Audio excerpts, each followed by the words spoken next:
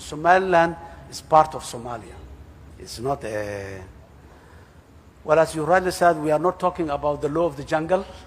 If someone comes and says, we cut this country, we cut this part from this country, and that's another case. So Somaliland is a part of Somalia, and no one has ever approached Somalia for receiving Palestinian people as replacement of their land. We don't see it as a solution. It's not whether someone recognizes or not recognizes, but the idea. waayahay asxaabay oo madaxweynaha jamhuuriyadda federaalka Soomaaliya Xasan Sheekh Maxamuud oo maanta khudbad taariikhi ah ka jeediya dalka Turkiga gaar ahaan magaalada dalxiiska ee Antalya halkaas oo shir caalami ah ka socday Xasan Sheekh wuxuu sheegay in Soomaaliya ay ku taalo meel istiraatiiji ah khayraad aad u fara badan Ilaahay ku manaystay dawladaha awoodda leh ayuu wuxuu ku sheegay waxay doonayaan in wax badan ay Soomaaliya ka qaataan wax yarna ay siiyaan taasna waan diidnay oo aqbali mayna ayuu yiri madaxweyne Xasan Sheekh Maxamuud runtii mar uu ka hadlayay Falastiin qadiyadda Falastiin wuxuu yiri waa mid diini ah oo waajib ah oo nasaaran in aan taageero weligeena waa taageerana waana taageeri jirnaa ayuu yiri annagoo intaan ka tabar yar oo ka tabar daran oo aan dawlad haysan ayaan qadiyadda reer Falastiin ayaan taageersanin ayuu yiri Xasan Sheekh Maxamuud mar uu ka hadlayay Donald Trump iyo damaca Yahuuda ee ah in shacabka reer Gaza intii la soo raro Somaliland la soo dejiyay qayb kamid ah shacabkaasi wuxuu yiri Somaliland waa qayb kamid ah Soomaaliya annagana nagalama tashan wax yaani nagala weydiina ma jirta ayuu yiri laakiin Somaliland waa Soomaaliya halkaasna waa uu ku bahdilay Somaliland iyo damaca Donald Trump uu doonayo in shacabka reer Gaza uu yaani qayb kamid ah uu ku soo raro uu soo dejiyo Soomaaliya qayb kamid ah gaar ahaan gobolada waqooyi Xasan Sheekh Maxamuud wuxuu sheegay wuxuu yiri Afrika ganacsi ayay u guurtay ayuu yiri Soomaaliyana waa albaabkii laga soo galay ganacsiga Afrika maanta dawladaha caalamka waaweyn waxay ku qasban yihiin ama caalamka oo dhan in ay Afrika xiriir dhow la yeeshaan oo ganacsi runtii marka Xasan Sheekh khudbadan maanta uu jeediyay waa khudbad taariikhi ah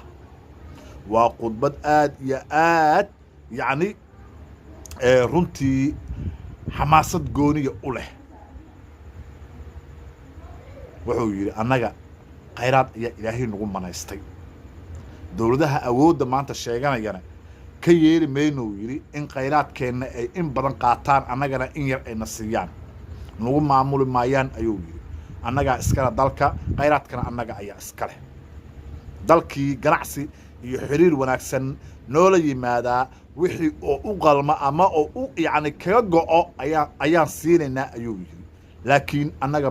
mana lagu maamulayo khayraadkeena iyo dalkeena diidnay oo ma ogolin ayuu yiri Soomaaliya istiraatiiji waxay ku taalaa wili caalamku waxay ku taalaa wili meel wanaagsan oo istiraatiiji ah oo Ilaahay ku manaystay ayuu yiri marka caalamka ayaga Soomaaliya danaynayo yiri annaga danayn mayno ayagana danaynayo runtii waa hadal aad yaani u wanaagsan in maanta sidaas gobonnimada ah oo u hadla madaxweynaha jamhuuriyadda Soomaaliya Xasan Sheekh Maxamuud runtii marka khudbadaas oo ka jeedinaya dalka Turkiga adduunka dhan ayaa eegay dawladihii oo haystay oo dhan ayaa fiirsanaya si live ah u fiirsanayay runta ayuu indhaha ka saaray idinka yeeli mayno yiri inaan khayraadkeena aad daldalataan ma idin ogolaanayno waana diidnay ayuu yiri khayraadka annaga iskale dalkana annaga ayaa iskale ma nagu maamulaysan hadal xaqiiqatan dhabtii aad u weyn in alaale intii Soomaaliya qudaraysay doonaysay in si qaldan iyo si yaani dadban wax uga qaadato maanta ayuu dhagahooda ku dhibciyay in Soomaaliya aan waxaasi ka soconayn Xasan Sheekh wuxuu u sheegay dawladaha Soomaaliya tartanka ugu jiro doonayo in khayraadkooda iska daldashaan wuxuu yiri ma idin ogolin mana idinka yeelayno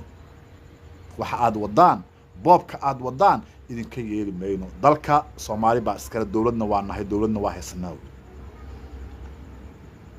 lama joogo maanta xilli Soomaaliya la bilaqaysto la daldasho kheyraadkeeda la qaato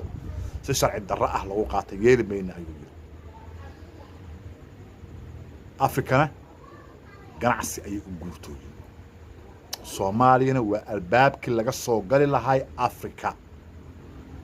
waa lagu qasban yahay yiri in marka Soomaaliya xiriir dhow xiriir ganacsi lala samaysto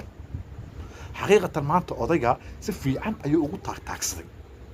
waxaan leenahay guul iyo gobonimo madaxweynaha Jamhuuriyadda Federaalka Soomaaliya mudane Xasan Sheekh Maxamuud maanta khudbadiisii khudbad waxay ahayd caalamka oo dhan runtii yani soo jeedisay